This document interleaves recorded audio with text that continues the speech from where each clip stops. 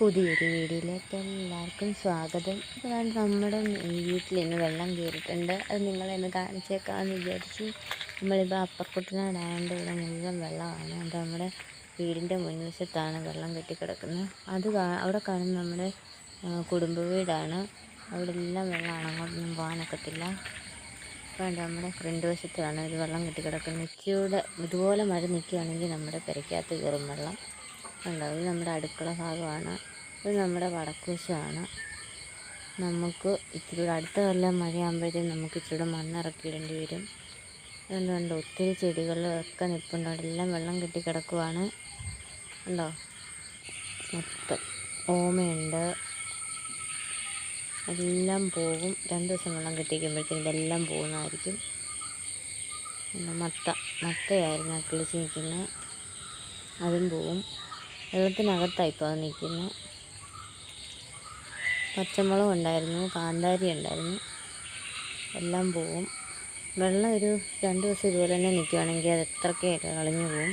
പിന്നെ കുറേ പൂക്കളമൊക്കെ ഉണ്ടായിരുന്നു, അതും പോകും. പിന്നെ നമ്മുടെ പടിഞ്ഞാറ് വശമാണിത്.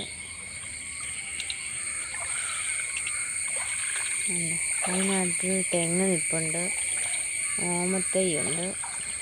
നമ്മൾ ഈ വെള്ളത്തിനകത്തുനിന്ന് നടന്നാണ് വീഡിയോ എടുക്കുന്നത് കേട്ടോ. നമ്മുടെ മിറ്റം തന്നെയാണ്.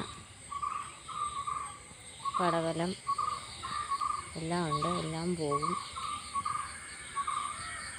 എല്ലാ തവണത്തേനേക്കാളും കൂടുതൽ വെള്ളം കയറിയിരിക്കുന്നത്. നമ്മൾ മണ്ണിറക്കേണ്ടതായിരുന്നു. ഇവിടെ മണ്ണിറക്കിയിട്ടിന് ഇത്രയും പെട്ടെന്ന് വെള്ളം കയറില്ലായിരുന്നു. പിന്നെ നമ്മൾ പടിഞ്ഞാറത്തോട്ട് വന്ന് അത് വിറകടുക്കി വെച്ചേക്കുവാണ്. ആ വിറകിനടി മുഴുവൻ വെള്ളമായി. പിന്നെ കോഴിക്കോടിൻ്റെ അവിടെ എല്ലാം വെള്ളമായിട്ടുണ്ട്. കോഴിയൊന്നും നമ്മൾ ഇറക്കി വിടുന്നില്ല. ഇറക്കി വിടാതെ തീറ്റി നമ്മൾ അതിനകത്ത് തന്നെ വെച്ച് കൊടുക്കുകയാണ്. കണ്ടോ, ഇവിടെ എല്ലാം വെള്ളമാണ്, അങ്ങോട്ടൊന്നും പോകാൻ പറ്റില്ല.